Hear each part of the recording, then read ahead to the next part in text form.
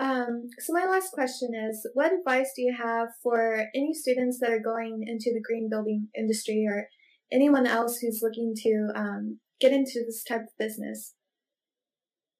Good question again, especially since I have a couple of young kids. I'm a late starter, so I'm hoping that there's a future economy out there that will support a high quality of life.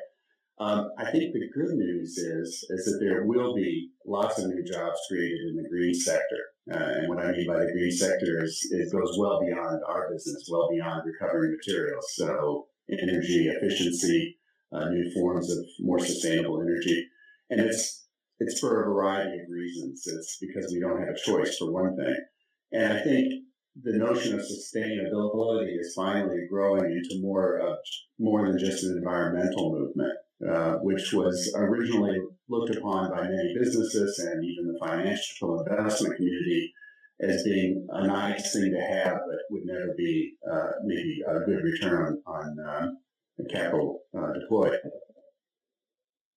So it is for graduates, maybe not this year or recent years due to the difficult economic situation that we're in. I think that going forward, however, there will be many new opportunities for businesses to be created on figuring out how to do more with less. Do more with less energy, do more with less natural resources, figuring out how to reuse our natural resources in creative ways. This is going to create brand new to the world jobs, and it's going to create businesses that are more sustainable, and not just sustainable from the standpoint of consuming less materials and creating less waste, but more sustainable from an economic standpoint. Because if you're using your resources more efficiently, your energy, your natural resources, you've got a much better business model and a much more sustainable business model than a business that's dependent on depleting resources. So I like to think the future is optimistic. I would refer people to Tom Friedman's new book, who talks about all the challenges we're facing as a nation and as a world. With the huge numbers of new people coming onto the planet, are greatly increased the rates of consumption. And what are we going to do about that? And I think one of the major keys to both economic prosperity and having an environment we're all comfortable living in is to figure out how to do more with less. And his book talks a lot about that, and he even refers to our company in his book as one example. Great. Well, thank you. That's all very helpful advice. Now we're going to turn over to the audience, see if they have any questions. Let's see.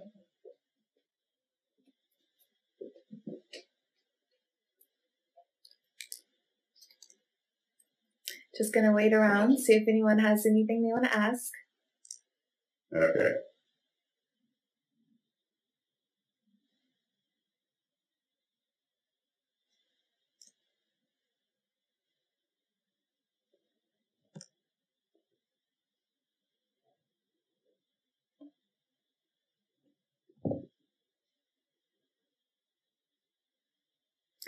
Okay, well, while we wait, just an announcement to make. Today we're picking an audience member to win an Uncoil prize. So today's audience member is Steve. He'll be receiving an energy prize pack. So Steve, if you could email us at cdiaz@un-coil.org, just send us your address, your information. We'll be sending you that prize pack. Okay, looks like we have one question. What has been the hardest part of building a sustainable business? I'm sorry, can you repeat the question? Okay. What has been the hardest part of starting the sustainable business? Did you catch that? Where do I start? First, I wouldn't limit it to developing a sustainable business, but I'll come back to that. I think the hardest part of starting any business is that first step. And taking the first step is scary. I left a very comfortable job at a very large company and decided to try to do something on my own. That's by far the hardest step. Once you've made that step, you're certainly going to have a lot of challenges. But if you can make that step and feel confident about it, and if you're pursuing something that you love and believe in, absolutely, the rest is a lot easier because you will need that passion and belief to get you through the tough times.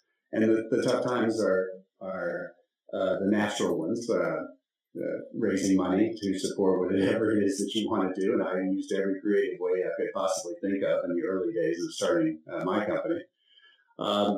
And then just finding good people. That was probably the other, I wouldn't call it a challenge, but I would call it an important aspect that often goes overlooked. And it certainly did in my case. I wanted to do everything myself. I didn't want to spend a lot of money hiring people because I didn't have a lot of money. So I was being overly cautious about letting other people do things and hiring people. And I would encourage any people starting companies to find the very best people you can, find people that you believe in, and hire them earlier rather than later. You'll be happier and your business will thrive because of it. Take a chance on people just like you're taking a chance on yourself and on building a company. So I think if you can keep those in mind, follow your heart, not be afraid to let others in on your great idea and to ask for help when you need it and ask sooner rather than later, that you'll go far. And I think pretty much unstoppable. If you really want to get something done, you can get it done. There's always a way. Great. So try to take risks. Let's see. Yeah, at first that's the hardest. We have another question. Let's see. This is from Kimberly. She has a question. As with other recycled products like paper, will there always be need for some virgin material? What is the estimated use life of recycled plastic? That's a great question. People ask me that frequently because it is very true with paper. Every time you recycle, the paper fibers get shorter and shorter. So the properties of the recycled paper are usually not as good as before. The fibers were longer. You need long fibers to have the strength, the tensile strength in the paper. So they often add virgin paper, or it gets downcycled into less demanding applications. With plastics, in the early days, that was exactly the same thing that happened because people didn't have the technology to get the plastic pure enough and clean enough. But if we do our job and we clean the plastics and separate them well enough, and if we don't mistreat them, which means overheating them or melting them in the presence of water, for some plastics are very water sensitive when you melt them, then there is no reason that plastic can't have the same properties it did in its first application and be used again and again and again. There's been many studies about that by even the virgin plastics industry that have shown plastics retain their properties as long as they're not mistreated, as long as they're kept pure and they aren't overheated or processed in the presence of materials that can degrade them. So, and that goes the same for almost any material. Paper fibers have a unique problem, or a somewhat unique problem, in that every time you recycle them, the fibers break and get smaller. So that is a problem with the paper recyclers face, but they are still managed to have higher recycle rates for paper than for plastics, which I often point to. Because plastics are more valuable material, more recyclable, but yet we still haven't achieved the recycling rates that even the paper industry has managed. So then plastics answers the question. Yeah, so plastics are more durable than maybe to be recycled. It's not anything like the problem with paper where it continues to degrade with every time that it's recycled. Right. It's more similar to metals in that metals will also be downcycled, if you will, if they're not pure, or if they oxidize, and so forth, and that hasn't been separated out. So plastics are more similar to that. They just need to be purified and processed properly, and there's no reason there will be no property degradation if that happens. Okay. Well, we don't have any more questions. Let's see. We have one more. This is from Kimberly again. She'd like to know, how has your corporate social responsibility brought financial sustainability? So sustainability in another sense.